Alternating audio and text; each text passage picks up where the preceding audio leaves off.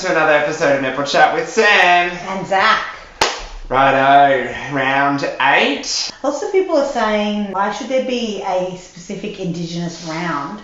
Shouldn't they have cultural awareness for the Indigenous peoples every round? And maybe they could be wearing those dresses more than once a season. Yeah, I feel like a couple of the teams did wear them multiple times last year. But yeah, that's true, they did. They are quite nice. What was your favourite? They are nice. Look, I think it's really hard to choose a favourite because when you watch the games, they actually talk about the artists and what the meaning behind them are. And when you hear about what the meanings are, it's really hard to sort of pick what one looks better for its aesthetic. But they all looked good. They did. They all looked good. The Swifts looked quite nice. Yeah. Game 1 was Lightning v Magpies, and total role reversal from week 1. The Lightning dominated against the Magpies. Completely dominated. It was a Pretorius domination. Oh, how good is she? She just took so many She took intercepts. 7 in one quarter. Yeah. So the Magpies lost 7 turnovers in one quarter. All because of Pretorius. So it was like every time the ball went down, the Pretorius had the ball in their hands. That figure is phenomenal in 15 minutes. Yeah. Yeah. That's 7 centre passes. And I feel like it was even in the last 7 minutes of the quarter. What makes Pretorius so different, and is she the best goal defence in the world at the moment? Okay, so I thought about this. Carla Pretorius was off the body. Yeah. She was defending off the body. She wasn't She always even really... looks like she gives that space away, and so they go for it, and then her closing speed is so fast. Yes, closing speed, yeah, definitely. And then also her ability to change into second phase defence really quickly is also one of her assets. She lets them think that Nat's free and got that space, and then she'll pick it off. Or she'll go for it and then be able to quickly, because she's so agile, turn and then go for the next one and pick that one off. Yeah.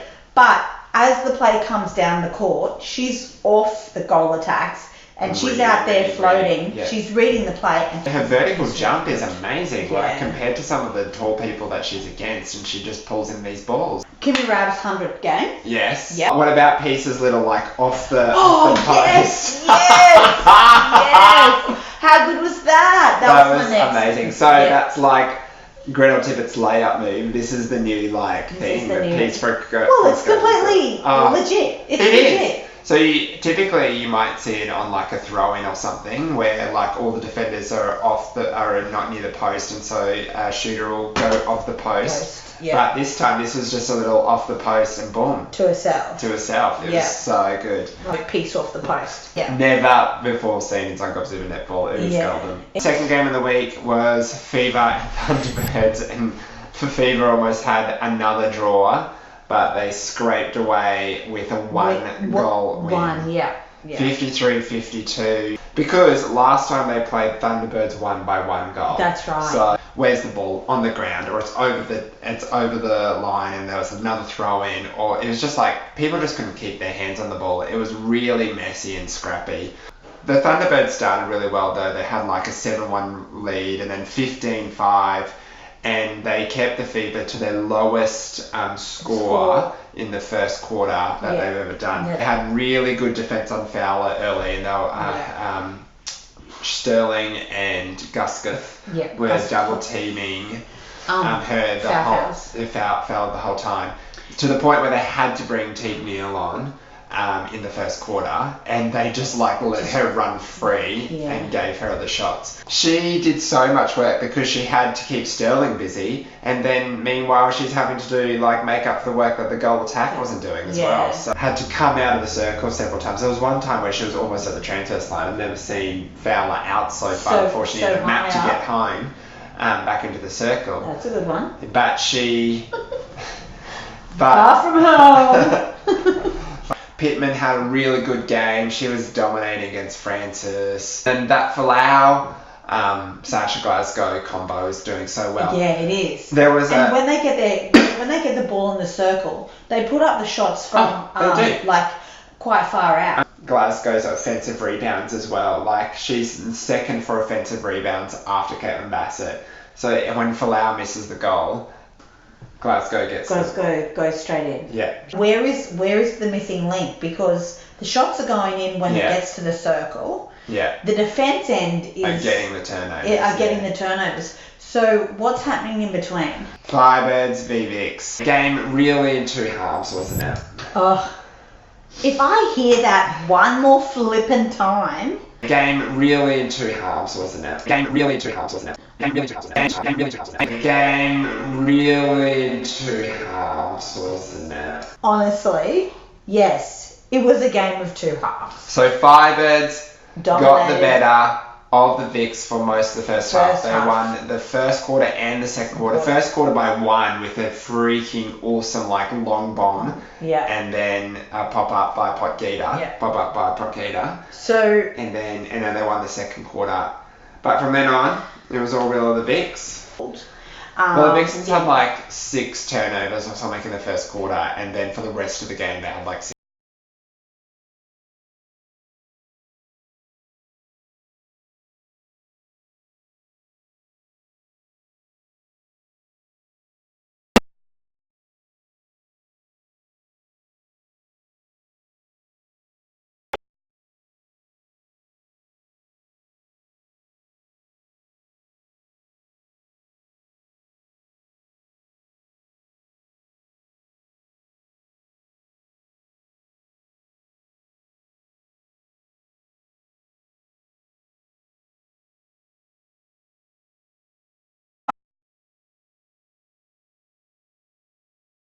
Or No. there's this little fast little just Yeah, so she shoots from down here, and then it's it's still a flick. It's really strange. You would never teach someone to shoot like that, but I guess it works, and so you just gotta let her go with it. Yeah. So I find Potgieter and Gretel could be a really dynamic partnership once they get their groove on, hey? Because they're a bit interesting to both of them. We talk about Jenna and Hinchcliffe being such a good defensive combo, but in that second half, Phillip and Caitlin Thwaites just got the better of them. They just kind of shut them down and silenced them, and they had it all their own way. Mannix and Weston. Mannix got so many turnovers. So many balls. We talked about Pretorius getting turnovers. There was a couple of times though when every time it went down, it was Mannix has got the ball again. She's just got it. And they split the circle, which kind of means that neither defender are on a goaler, but they just both are in the circle and both split, and so they're confusing and both moving, and so they're confusing the space, and the shooters don't really know where to go, because typically a shooter will find the body of a defender, or the defender will try and block a shooter, but when they're off the body and they're both kind of confusing the space, they're especially since they haven't worked together.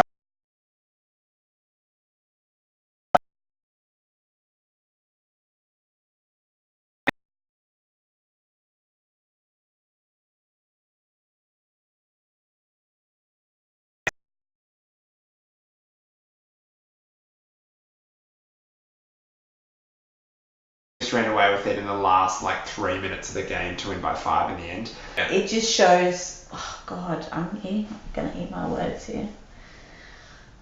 Just how good Swifts and the new Swifts. Well, I mean, they are really stepping up. They're just so good. And they are being consistent. I feel like.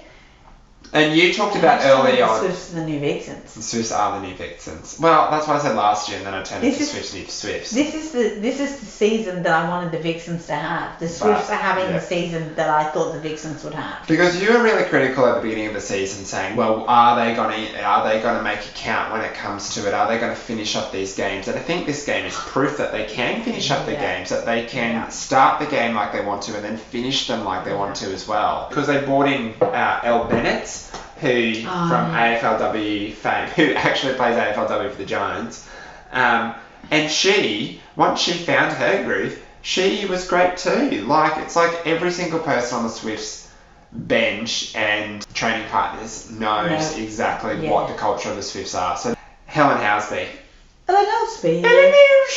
MVP. She did both English attackers, actually goal attacks. Yes. Her and Jo Harton both did an absolute mountain of work this game. Yeah. Freak Helen Housley was good. She just feeds, refeeds, in, out, in, out, refeed, pops a shot up there. Where's Wallace there? How are they gonna go together? I just can't when wait. The two I of them can't wait to see them playing together the English again. roses. They're just going to be so good together. Like, Harden's going to be a goal shooter.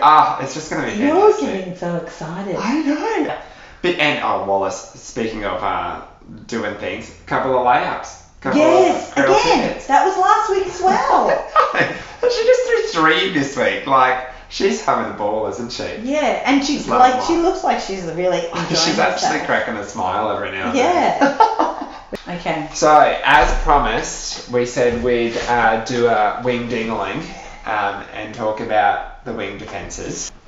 First of all, this is your This is really one of your positions, Samantha. So I feel like you need to tell us what makes a good wing defence. What's the job of wing defence? Because some people, the jury's out there that the wing defence is an irrelevant position.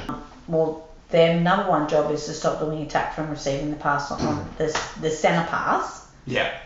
And then keeping the wing attack off the circle so that they don't feed the ball into the circle. Yeah. Because you need to be able to read the play and you need to have speed and you also need to have that agility with your quick turnovers, like when you take an intercept.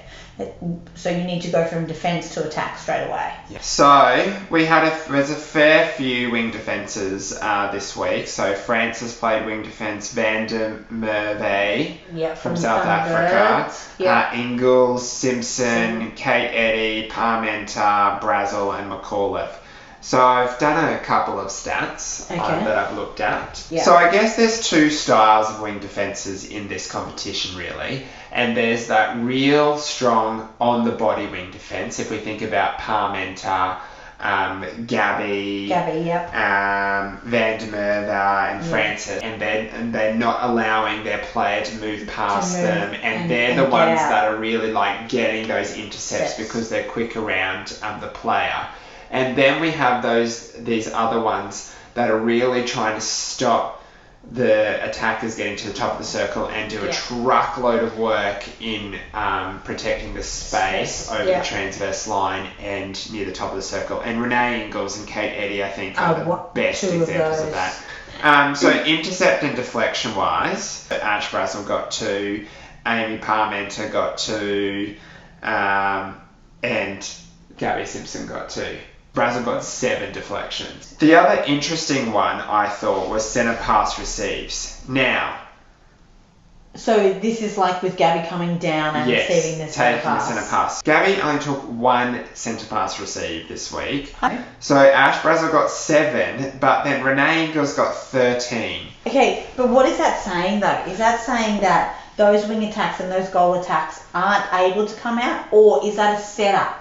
Is that a set play? Here's what I think. I reckon it's a set play in order to free up Watson in the second phase. So that she can head down. Because you wouldn't normally go to your wing defence 13 times in a game. The other thing I looked at, and this was a difficult one, because the goal assists that the wing attack provided, and then thought about, well, if they had low goal assists, then maybe the wing attack's doing a really good job. You're going to have to explain that to me again. Sorry, what is this stat saying to you? Okay, so the wing attack needs to feed into the circle. And we call that goal assist if they feed into the circle and get to the shooter and then they shoot up. So I looked at the stats of what was the wing attack's goal assist, because then I'm thinking that the wing defence is trying to keep the defender off the circle. So if that wing attack had high goal assist, then the wing defence wasn't effective. Yeah. Okay. Well, I know Watson's stat was down, so that means Gabby did a good job there. So, and I also know Kelsey Brown's stat was down. Yes. And so McAuliffe had her covered there. Yeah, Maddie McAuliffe had 14, so that's Kelsey Brown. Parmenter 16. And then the other really good one was Van der Merwe in the Thunderbirds had 11. On the wing attack for but the Fever. The Fever swapped wing attack Yes. several times. So I think that shows that Van der Merwe had quite a strong game, that they had to swap their wing attacks. Now, negatives, I looked at contacts and turnovers. Because I talked about Stacey Francis spending a lot of time out of the game, 12 contact penalties. Most of them only spend maximum 4, so once in a quarter they're out. So Van der Merwe seems to have done really well, but her stat that doesn't read well for her is turnovers. She had 7 general play turnovers, whereas typically our best wing defences do not turn over the ball at all. So you got to look at the good with the bad. And so even that out, and it really is, you're looking at Brazel, Parmenter had a fantastic game as expected, and that Ingles-Simpson battle was really tight as well. Yeah. But you can see then why Brazel did so well. She only had 4 contacts, she had 0 turnovers, 2 intercepts, 7 deflections, and 7 centre pass received. So wingdings, there you go. So it's no wonder as that promised, I ate wings. Yeah. While I watched and did my analysis of wingdings. Well, you did really well with your stats. Yeah, then. well, I just had to bring up the stats game a little bit. Yeah. The wingdings, get out there and really work hard on the body this weekend. Get those arms up and don't give away any contacts. One of the things that they've been doing on Channel 9 and one of the little segments has been, are you catching what I'm throwing? Anyway, we're going to hold up a question and you have to guess what the other person is going to answer is. Yeah. Yes. Zachary. What's your favourite meal? Okay. Well, my favourite meal is nachos.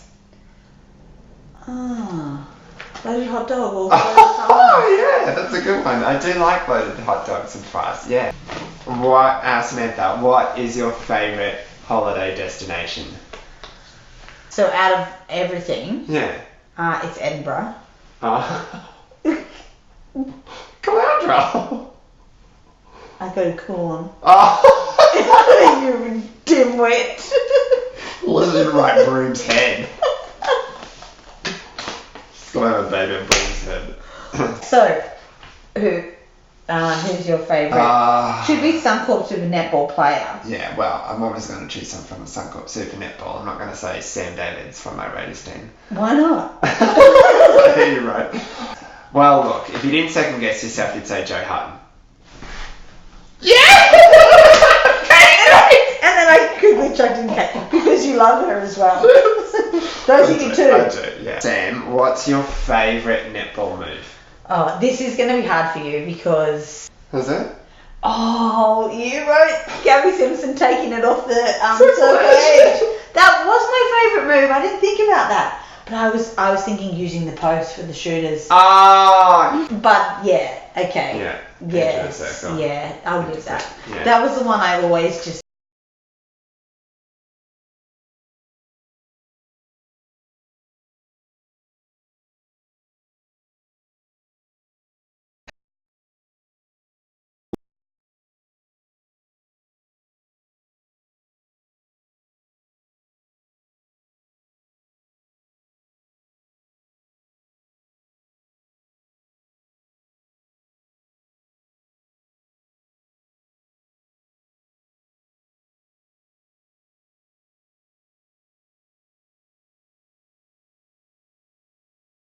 Okay, so you can't go past Peace for goal shooter this week. Oh, yeah.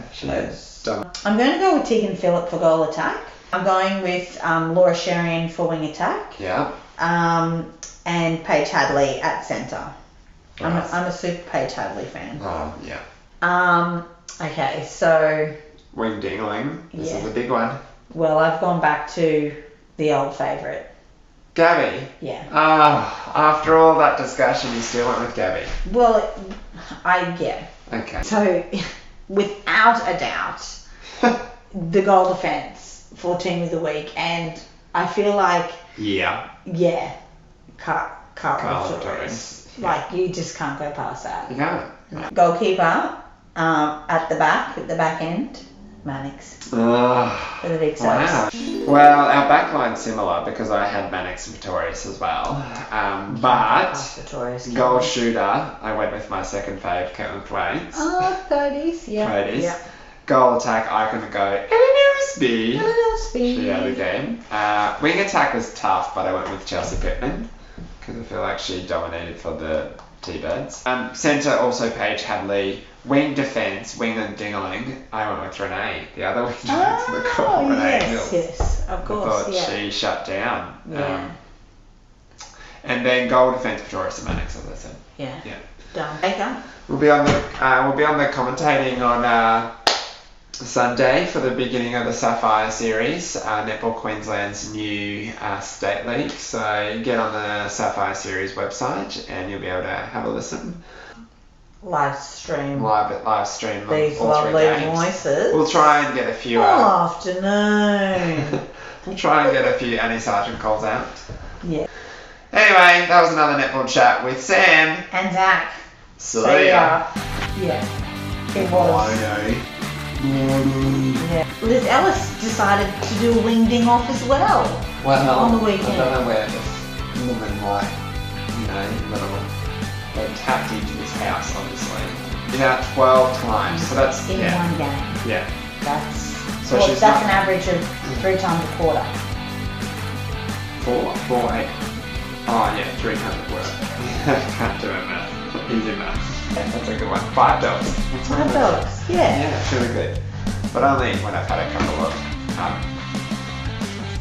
sodas and soft drinks. Coast, I should have just read Sunny Coast. God, I'm a bit more cultured than the Sunshine Coast. I actually got a bit worried for you though, because this is Why? another win for the Swifts. Ah, Do you remember the bet? that Swifts. What? Yeah. If the Swifts make the finals and But we we have to get get 250 subscribers. subscribers, Yeah. that Phoenix tap's going on your back. You know what? I was looking at the title on the weekend. Is it a phoenix or is it a tree? Looks like a tree. I don't know. I I thought it was a know. Phoenix. Anyway. I thought it was wings. We're not close to 250 subscribers yet, so Yeah, but the Swifts are looking good for the finals. yeah, but I know. Well,